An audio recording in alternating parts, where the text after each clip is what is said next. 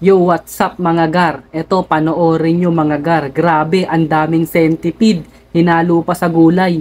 Panoorin nyo yan, mga dakila yung mga tao na yan. Dakila yung dalawang yan, magkapatid yan.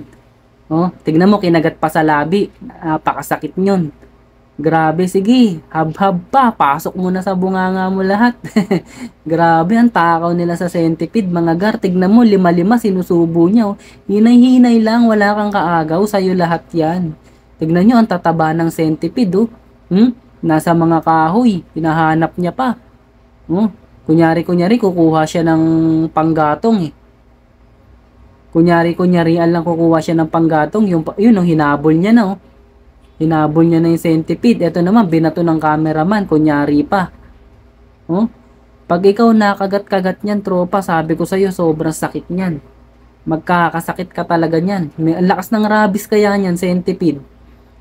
Lalagnating ka niyan eh. Sa isang kagat lang niyan eh. Grabe. Oh? Hindi ko akalain na kinakain pala yan, mga gar. Tiga mo, hinahanap niya pa sa kahoy, oh. Naghahanap pa siya ng maraming centipede. Naglalabasan, ang lalaki. Grabe, kasing lalaki na rin ang daliri nila. Ibang klase talaga to mga tribo nito. Ewan ko kung anong bansa to. Thailand yata to, Chinese yata, o Vietnamese o Malaysian. Basta, nasa ganyan yung mga lahi niyang mga yan. Eh. Tignan mo, mga itsura pa lang, oh. Mukhang takam na takam talaga sila sa exotic foods. Grabe. Kung hindi uod, centipede. Kung hindi centipede, yung gagambang tarantula. Kung hindi tarantula, sa lagubang. Kung hindi sa lagubang, palaka. Pero yung palaka, okay yun. Mas masarap naman yun kaysa naman dyan. Tignan nyo, ang kakapalo, ang tataba. Naglaban-laban na. Ay, yung mga centipede kasi, pag nagsama-sama yan, nagsasabong yan, naglalaban talaga yung mga yan. Grabe, nakakamangha si tropa, nakaka-amaze talaga, nakaka-amaze ka talaga. O nilagay niya na doon sa timba, ay sa ano, balde. Ay timba nga, tapos binuhusan niya na balde na tubig. Tiga mo, may sabon, nilagyan niya pa ng sabon, ibang klase talaga. Huhugasan niya talaga na maigi para masarap yung kain nila. Okay yan, tropa. Nakakakilabot, grabe ang tataba naman. Hindi pa ako nakakakita ng mga ganyang katatabang centipede, mga gar.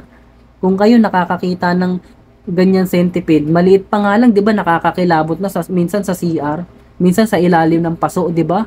Grabe. Tingnan mo, parang may Zonrox, oh, parang nilagyan niya pa ng Zonrox, oh. Wow, grabe, pinalinis mo pa talaga. May lason yan, tapos nilinis pa ba ng ganyan? Pag kinain mo, ganun din, magkakasakit ka rin, mamamatay ka rin. Bali, wala rin, wag mo na linisin, rektahin mo ng kainin ng buhay. Nilinis mo pa eh. Grabe tong mga tropa natin na to. Tropa yan, mga tropa yan. Salute sa inyo. Napakalupit nyo. Napakadakila nyo. Tingnan nyo, ang dami nilang gulay, oh. Ay, nakagandahan talaga sa mga probinsya, gar, mga gar. Ay, nakagandahan talaga sa mga probinsya. Pwede ka magtanim, magtanim. Ikaw na lang mabubulukan, eh. Pag nagsawa ka kumain ng gulay, syempre, kakagulay mo, hahanapin mo na rin yung mga karne kahit papano. Tingnan nyo, ang dami nilang tanim, oh. Nasa gitna sila ng gubat eh. Kaya ang dami nilang mga halaman eh. Oh? Tsaka mga gulay. Ibang klase. Ang dami nilang gulay. Pero yung centipede na kakainin nila, siguro wala pang 50. Oh? Ang tataba. Grabe. Ibang klase. Hindi ko, ano yan, hindi ko masasabi ang kung kaya kong kainin yung mga yan. Siguro, pag nagkagera, yung tinatawag natin na World War, syempre, taggutom yun, walang trabaho, wala lahat. Tapos, mga buko, ubos lahat yan, mga pananim, ubos lahat yan, syempre. Pag gutom na gutom ka na, nag-hallucinate ka na eh. Syempre, maghahanap ka ng kakainin mo. Pag nakakita ka ng maliit na bibing ganyan, kunin mo, kainin mo na. Dahil joke lang. Hindi natin gagawin yun, syempre. Hanggang kwento lang tayo kahit papano. Syempre, may ano pa naman tayo sa sarili natin eh. Hindi natin gagawin yan. Pero sila talaga ginagawa nila actual. With video pa talaga. Ang lupit, saludo talaga sa inyo. Marami na mamangha sa ginagawa nyo. Hindi kayo kalait-lait, nakakamangha kayo kasi yung bagay na yan kaya nyong kainin na hindi namin kayang gawin. Kaya saludo sa inyo mga gar. Pagpatuloy nyo lang yan. No? At saka sana wag kayo magkasakit. Ayun ang pinakamaganda, maging healthy lang kayo. Huwag kayong magkasakit. Kasi may lason yan eh. Oh, grabe, hinalo-halo na nila, minekos-mekos na nila. Tama yan. Oh, tas nilagyan pa nila ng ano, yung hot sauce yata yun na ginawa nilang dinikdik na sili. Tapos nilagyan nila ng suka, hinalo-halo na nila. Oh. Hmm. Ibang klase talaga yung mga probinsyano sa ibang bansa, mga gar.